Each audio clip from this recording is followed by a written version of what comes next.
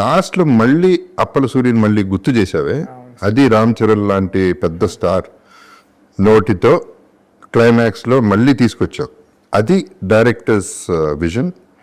అక్కడే నేను పండా, అప్పల సూర్య పండింది ఆ షాట్ వల్ల. అవునండి.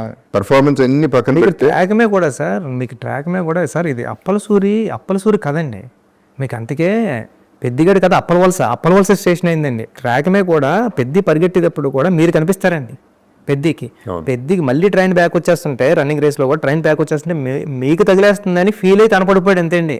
అప్పుడు కూడా మీరు వచ్చారు స్క్రీన్ మీదకి, అప్పుడు కూడా వాయిస్ ఓవర్లో కూడా మీరు ఉంటారు. ఇలా బతకడం కదరా పెద్ది, ఇలా సావడం తప్పురా అని.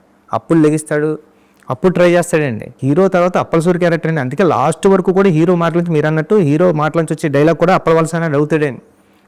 అప్పుడు కూడా మీరు చూస్తే థియేటర్ అంతా కూడా అప్పటి వరకు సౌండ్స్ మ్యూజిక్తో ఉన్నది.